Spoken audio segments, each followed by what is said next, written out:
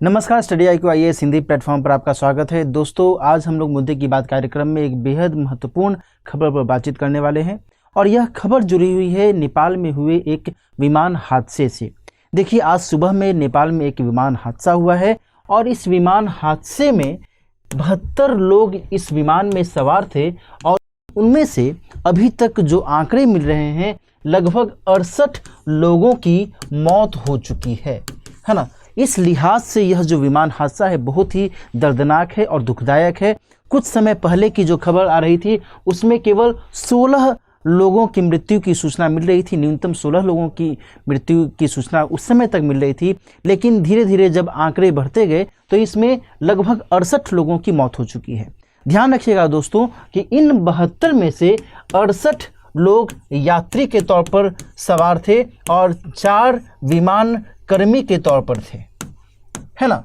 और इन 68 यात्रियों में से 5 भारतीय थे, है ना।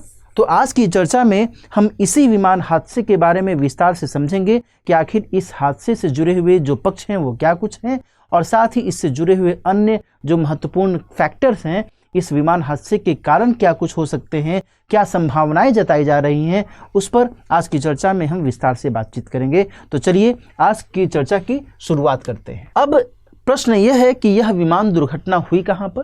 तो नेपाल के पोखरा में यह विमान दुर्घटना हुई है।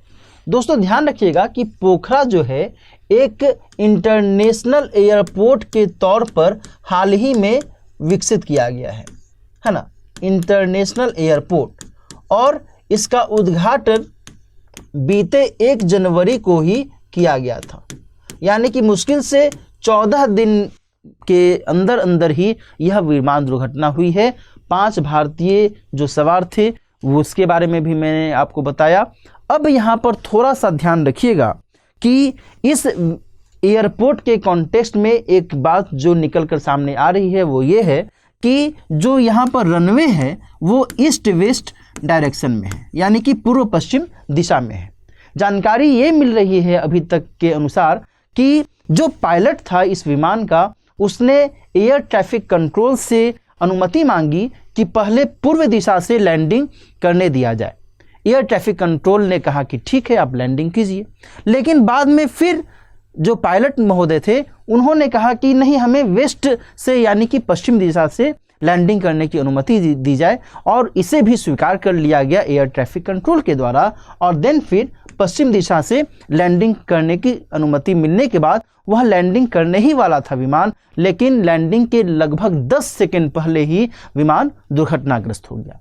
लेकिन अब इस संदर्भ में जो मूल कारण रहा होगा इस विमान की दुर्घटना का वह तभी पता चल पाएगा जब इस विमान में इस्तेमाल किए गए ब्लैक बॉक्स से जानकारी मिल जाती है, क्योंकि ब्लैक बॉक्स से ही ये पता चल पाएगा कि विमान कर्मियों के बीच, पायलटों के बीच में उस दौरान क्या कुछ बातचीत हुई थी, उस समय की वस्तु स्थिति क्या थी।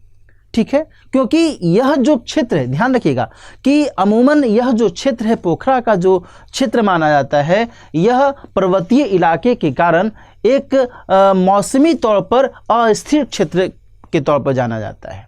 लेकिन आज का जो दिन था, सुबह का जो समय था, वह बिल्कुल साफ था, आसमान एकदम साफ था। इस कारण से बेमौसम या फिर कहें मौसमी खराबी की संभावना तो नहीं ही थी। लेकिन अब किस वजह से विमान दुर्घटनाग्रस्त हो गया, क्या तकनीकी ग्लिच आ गया उसमें, ये तो जब ब्लैक बॉक्स से जानकारी मिलेगी तभी पता चल पाएगा। क्लियर? अच्छा, यहाँ पर ध्यान रखिएगा कि इस विमान का जो नाम था ये ATR-72 नाम से इस विमान का इस्तेमाल होता था और येती एयरलाइंस के अंतर्गत इस विमान का संचालन किया जाता था। इसका निर्माण किया गया था एयरबस, जो कि एक फ्रेंच और विमान बनाने वाली कंपनी है, और साथ ही इटली के लियोनार्डो, इनके ज्वाइंट वेंचर से इसका निर्माण किया गया था। ध्यान रखिएगा कि येती एयरलाइंस सामान्य तौर पर पुराने विमानों का ही इस्तेमाल करते हैं। ये अपने आप में एक महत्वपूर्ण फैक्टर है इस तरीके की दुर्घटना के कॉन्टेक्स्ट में। इसके बारे में अभी हम लोग आगे चर्चा भी करेंगे। क्लियर। तो ये चीज़ें यहाँ पर महत्वपूर्ण है। अच्छा, अब प्रश्न ये भी उठता है कि अच्छा ये विमान उड़ा था कहाँ से इसने टेक ऑफ किया था। तो यह विमान दोस्तों काठमांडू के त्रिभुवन इंटरनेशनल एयरपोर्ट से टेक ऑफ किया था और पोखरा इंटरनेशनल एयरपोर्ट पर इसको आना था। लगभग 200 किलोमीटर की दूरी है इन दोनों एयरपोर्ट्स के बीच में। इसका निर्माण चीन की सहायता से किया गया था, है ना। चीन की सहायता से नेपाल चीन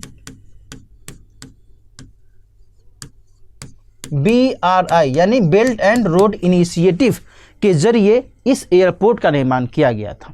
यहाँ पर ध्यान रखिएगा कि इस एयरपोर्ट के निर्माण के समय ही जो विशेषज्ञ हैं उन्होंने चिंता जाहिर की थी कि आप जिस क्षेत्र में इस एयरपोर्ट का निर्माण कर रहे हैं, इस हवाई अड्डे का निर्माण कर रहे हैं, वह क्षेत्र इस तरीके से एयरपोर्ट के लिए अनुकूल नहीं है ना। क्यों नहीं अनुकूल है? पहला कारण तो ये बताया गया था कि यह जो क्षेत्र है पर्वतीय इलाके से घिरा हुआ क्षेत्र है। इस कारण यहाँ पर हमेशा मौसम की खराबी होते रहती है और पवनें जो हैं वो अनुकूल प्रतिकूल होते रहती हैं। तो हो सकता है कि लैंडिंग के दौरान इससे दिक्कत आ सकती है। ठीक है। दूसरा जो एक कारण था वह विशेषज्ञों ने यह भी बताया था कि यह जो एयरपोर्ट है इसके पास में एक लैंडफिल है और उसका नाम है बच्चेबा डूबा लैंडफिल।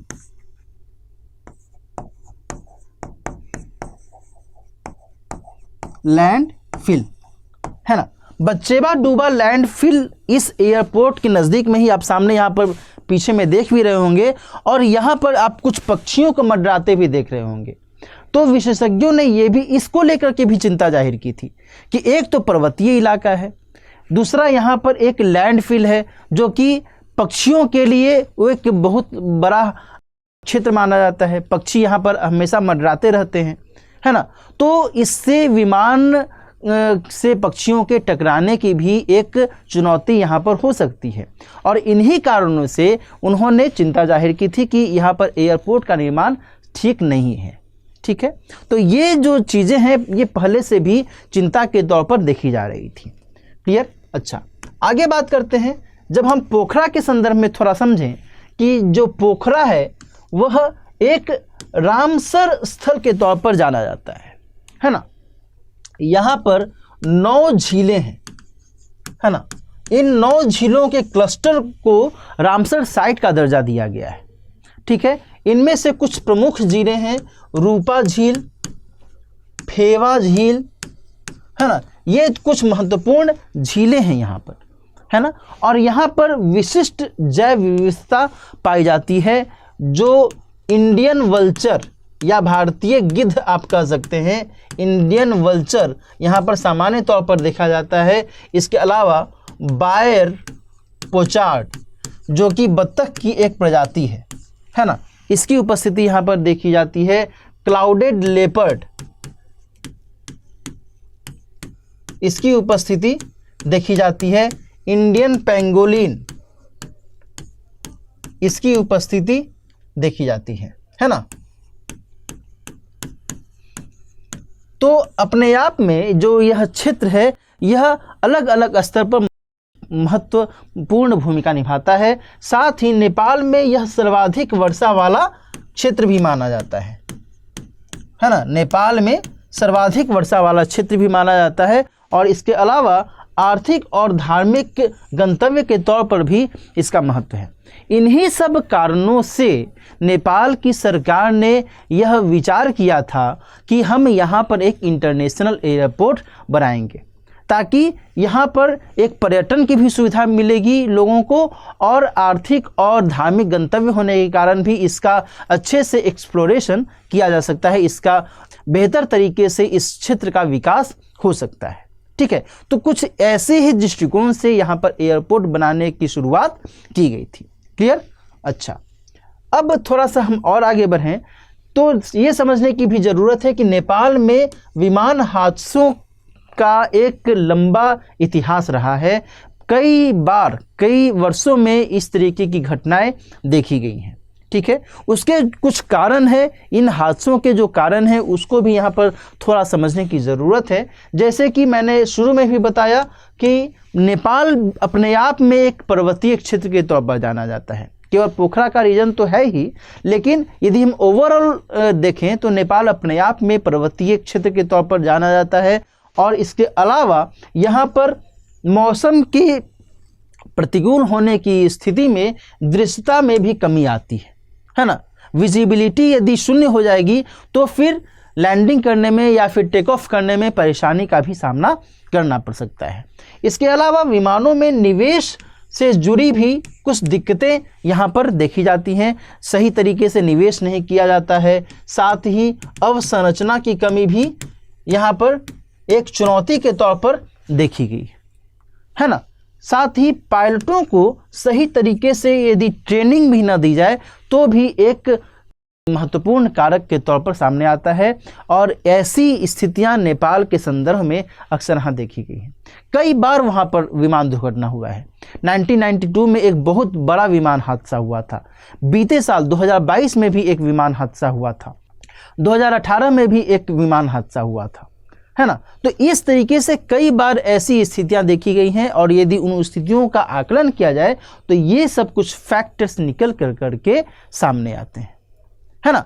तो आज की चर्चा में हमने ये समझना है कि भाई जो ये विमान हादसा हुआ नेपाल में, इसके संदर्भ में जो महत्वपूर्ण फैक्टर्स हैं वो क्या हैं, पोखरा का जो महत्व है वो किस तरीके से देखा जाता है और नेपाल की सरकार ने किस दृष्टिकोण से वहाँ पर एक इंटरनेशनल एयरपोर्ट बनाने का निर्णय लिया था। लेकिन उसके बाद, उसके उद्घाटन के 14 दिन के बाद ही ये जो हादसा हुआ है ये एक प्रश्नवाचक चिन्ह को भी जन्म देता है।